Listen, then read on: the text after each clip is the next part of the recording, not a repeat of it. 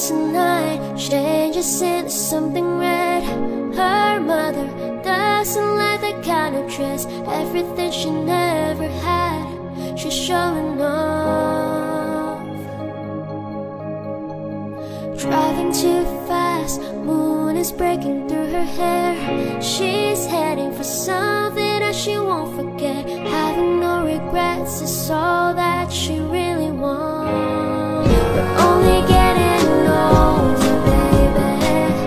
I've been thinking about it lately. Does it ever drive you crazy? Just how fast the night changes. Everything that you ever dreamed of disappearing when you wake up. But this... Okay, so magbibigay ako ng idea kung paano natin ikabit itong disc brake bracket sa ating mga CT100.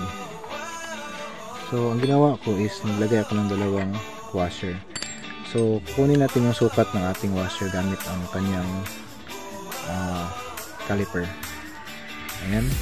So bawat isa nito is mayroong sukat na 1.4 mm. Ayan. So 1.4 mm.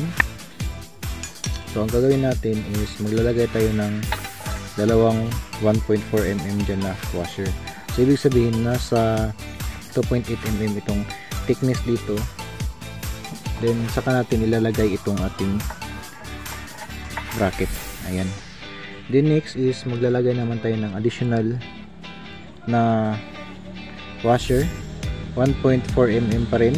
Dito natin siya ilalagay. Ayan. Then after that is maglalagay naman tayo ng isa pang spacer. So ito na spacer yung ilalagay natin. So ang sukat nito is nasa 8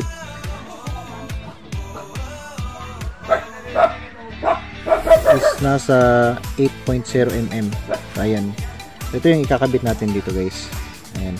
Then after that, additional naman na 1.4 mm na washer.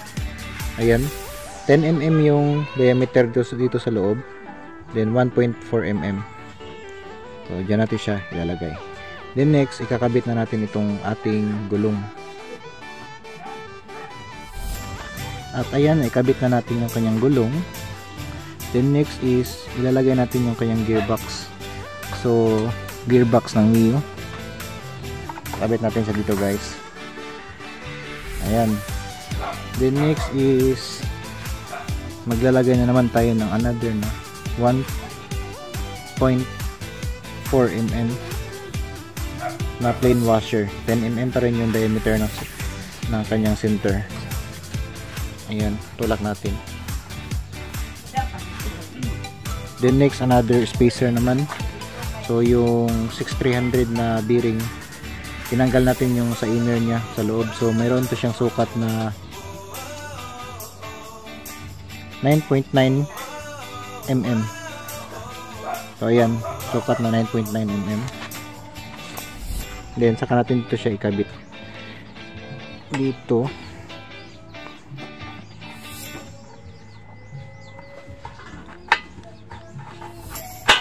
Okay, pag nakabit na natin siya, guys, saka natin hihigpitan. So 14 mm.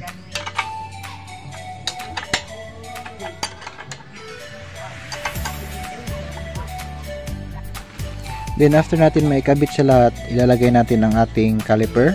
So kahit anong caliper, nakadepende yan sa bracket na kinagibit nyo. So yung akin is Formula 8.1. Ayan.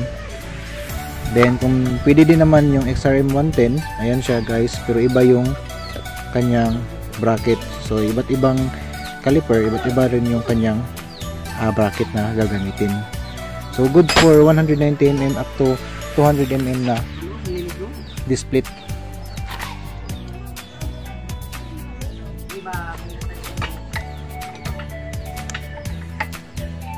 Ayan, so ikakabit natin siya. So yung kanyang split bolt is 8 mm. Ayan. So itong dito sa bandang itaas is huwag nyo nang putulin kasi di naman siya sasayad sa ating split. Yung sa bandang ilalim lang, yun lang yung ating kakatingan. So ganito guys, ayan. So much better, mas maikli pa. Okay.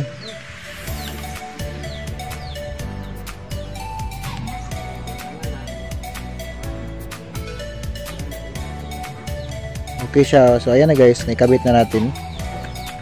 So maraming salamat sa panonood at sana'y patuloy kayong manonood sa aking video, at sa mga gustong mag-order is i-PM nilang ako sa aking messenger.